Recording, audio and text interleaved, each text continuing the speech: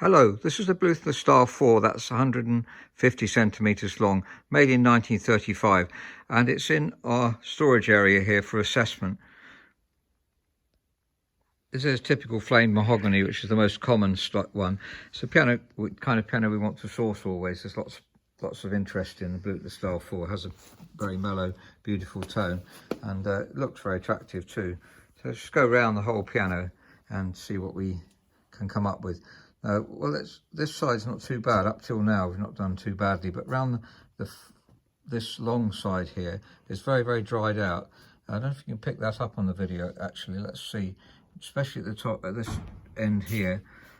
It's very, very dried out, very rough feeling. So that could be bodied up. The colour-wise, it's pretty integral, actually, so it's not faded. We talk about fade lines here, and it's very scratched on the top, though. If this was a stock piano, then we would repolish it. We're constantly repolishing Bluthner grand pianos. It's one of our main pianos that we repolish, and they turn out very beautifully. They're much lighter if we repolish it. We go for a natural colour.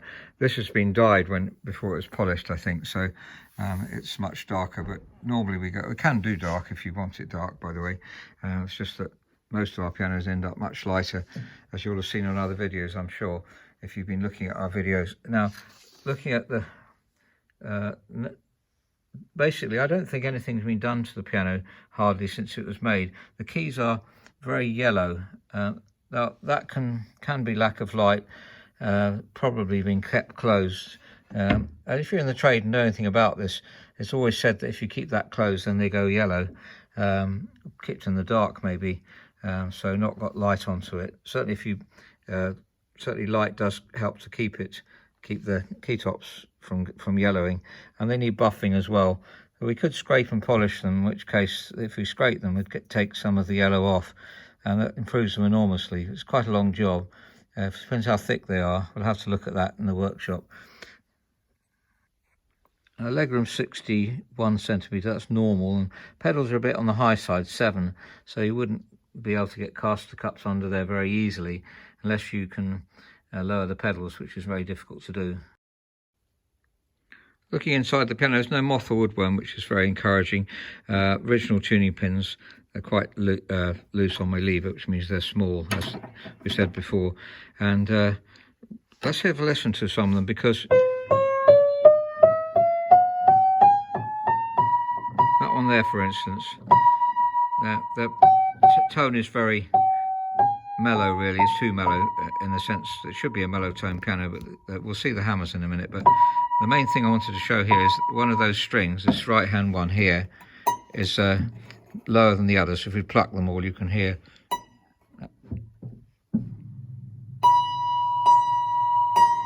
So the right hand one is lower, so that indicates it's probably loose. Let's have a look.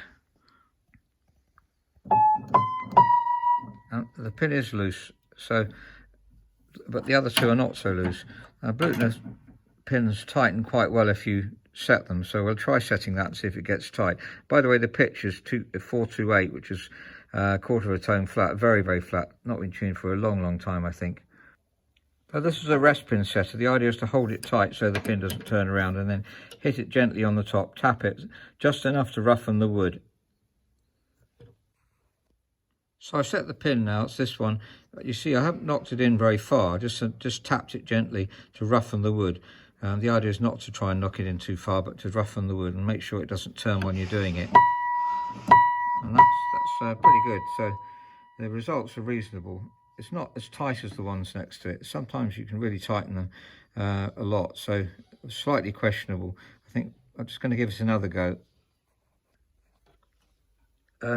So this time it is very tight. It's as tight as the ones next to it. So very good results on Bluthner's doing that.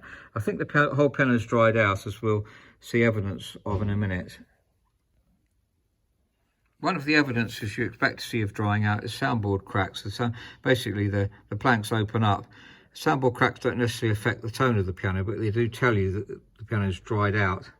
And there aren't any on this one, so that's interesting. Now, if we look at the hammers, we'll see that these two are very close to each other. So what's happened there is the piano has dried out, the hinges have gone loose. They've tightened up again, and the hammer moved when it was loose. So actually I can just about move it. It's still slightly loose, just loose enough to move. So they've loosened up here, which has caused the hammers to move. That's quite common on Bluthners. They don't have much holding them on here. So they need to be nice and tight. So we'll have to tighten all the screws here, and then get the hammers positioned properly.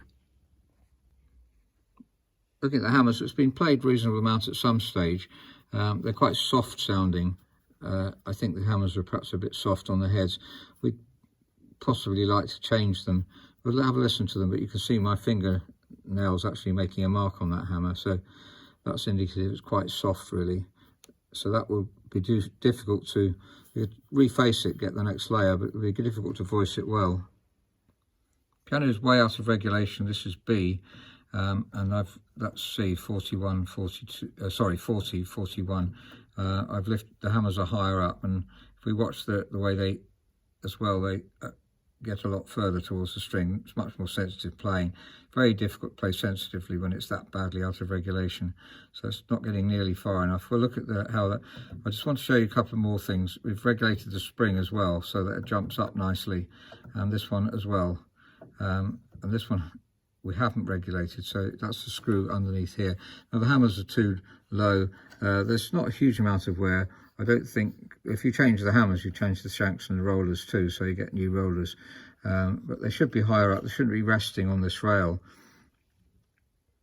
Well, listening to the tone in the main playing area, it's far too soft. I think we would like to change the hammers really. This is for a client, this assessment, so if we get it into stock, then obviously we will change the hammers. Shouts slightly on that area. Bluthners tend to have a slight variety of tone around this area. This is D sharp.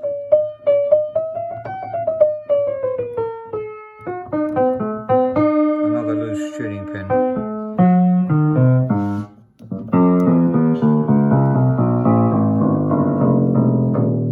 Now if you listen to that bass string, it's very tubby compared to the ones next to it.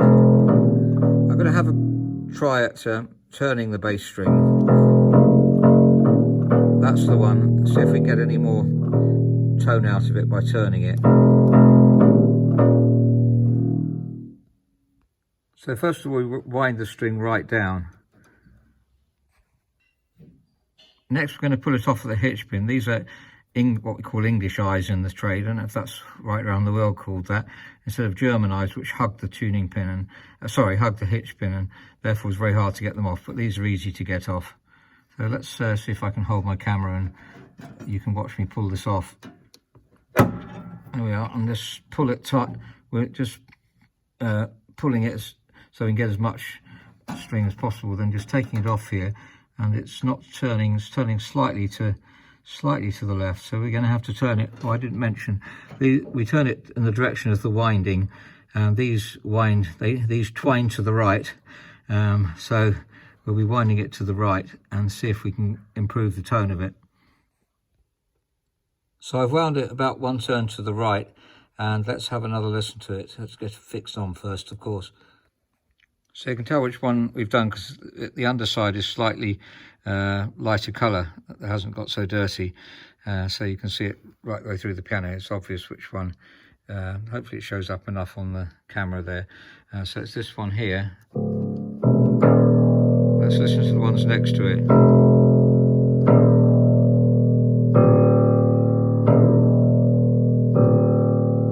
I'll put a link at the bottom so you can jump back to it and see what the difference is, but it certainly improved it.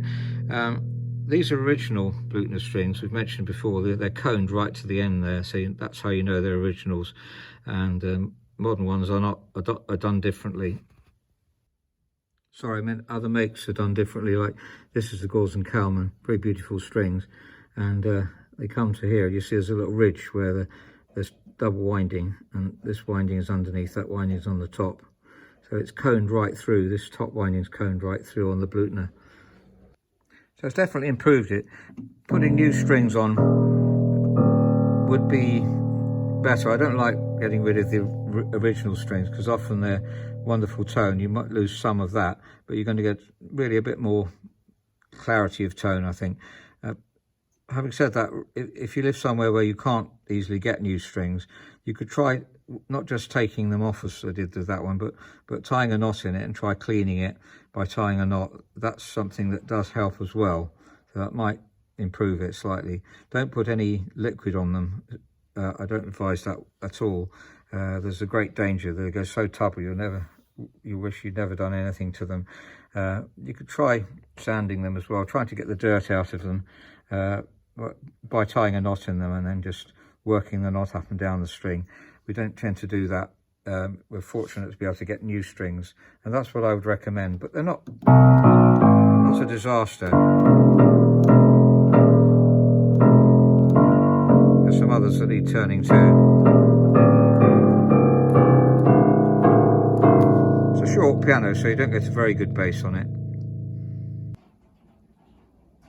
Here's our summary assessment sheet, and I've noted the main work that needs doing. So setting pins, well, we could restring the whole piano. This is a debatable one. If we did that, we'd change the rest plank as well, as you'll have seen on other videos. So quite a lot. Turning the bass strings, I'm sorry if I made this video a bit long, but I wanted to show how that could improve the string, and it did make it almost the same as the ones next to it. So I don't know, if it was a stock piano, I think we fully restore this one. Actually, it's really been neglected so much. So 63, also the weighting on the keys is really high. Obviously we change hammers, shanks and rollers and redo the whole piano. That's what we would prefer to do, but you could improve it certainly. It needs lubricating. I didn't mention that here. That's a standard thing we always do, and that will bring it right down, but I'm not sure whether we're going to have to weight it as well. The up weight is very high. That's a bit high really.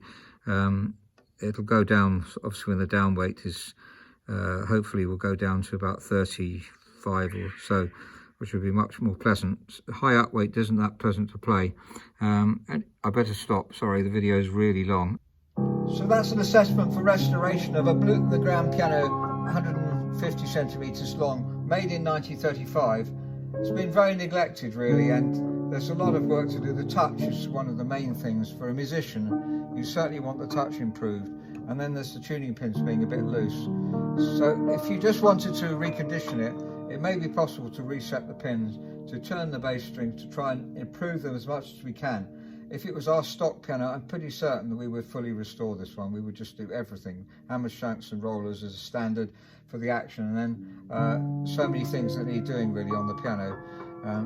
So it's very neglected compared to most Bluthner grands that we find.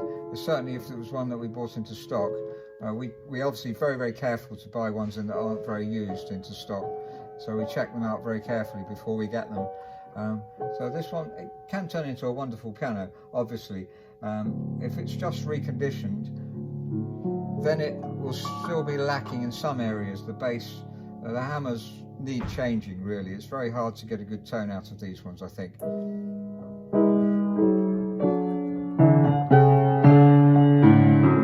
Of course, the underlying tone is a Bluthner tone, so you can hear that. But it feels very bad to play indeed.